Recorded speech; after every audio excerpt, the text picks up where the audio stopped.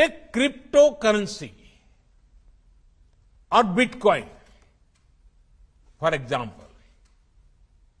It is important that all democratic nations work together on this and ensure it does not end up in wrong hands, which can spoil our youth. 15 दिनों में ये दूसरी बार है जब प्रधानमंत्री नरेंद्र मोदी ने crypto currency को लेकर चिंता जताई है। सिडनी डायलॉग में प्रधानमंत्री मोदी की इस चिंता के पीछे वजह बड़ी है, क्योंकि क्रिप्टो करेंसी का बाजार बिना नियम और कायदे के लगातार बढ़ रहा है।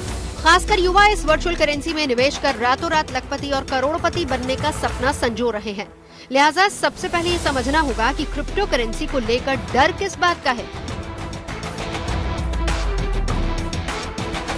क्रिप्टो करेंसी बिना किसी रेगुलेटर के संचालित होती है। दूसरी बात, वित्तीय सिस्टम और बैंकिंग प्रणाली से बाहर काम करती है। तीसरी बात, ऑनलाइन होने के कारण इसकी सुरक्षा कमजोर होती है और इसके हैक होने का खतरा बना रहता है। चौथी बात, क्रिप्टो करेंसी के आतंकी फंडिंग में इस्तेमाल होने का खतरा भी होता है। आर्थिक जानकारों का भी मानना है कि क्रिप्टो करेंसी की तकनीकी जानकारी के बिना इसमें निवेश करने का नतीजा बेहद खतरनाक हो सकता है।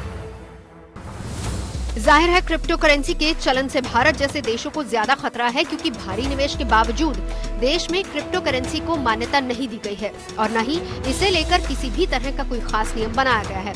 यानी आपके साथ फ्रॉड होता है तो इसकी सुनवाई कहीं नहीं होगी। और यही वजह है कि सिडनी डायलॉग में पहले भी प्रधानमंत्री मोदी की अध्यक्षता में क्रिप्टो करेंसी को लेकर बैठक हुई थी, जिसमें क्रिप्टो बाजार के नियम, इसके खतरों और दुनिया भर में क्रिप्टो करेंसी को लेकर हुए फैसलों और चलन पर चर्चा की गई थी।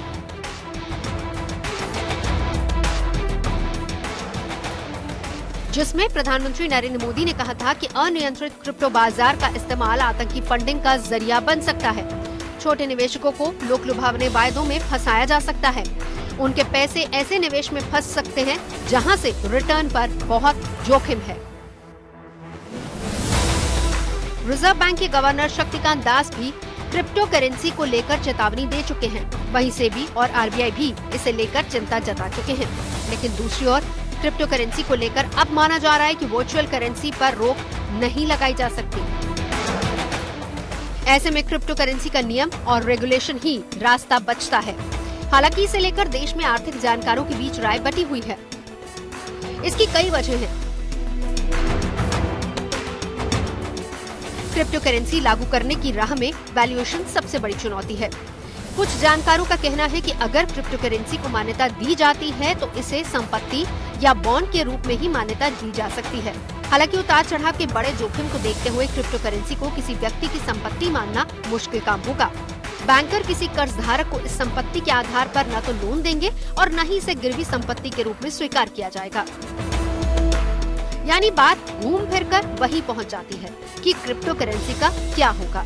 दूसरी ओर कम निवेश और बड़ा फायदा, जिसकी चाहत में क्रिप्टो करेंसी का इस्तेमाल युवाओं के बीच तेजी से पॉपुलर हो रहा है। और यही हाल रहा तो सरकार को क्रिप्टो करेंसी को लेकर कुछ न कुछ ठोस और कड़े कायदे तो जरूर बनाने होंगे।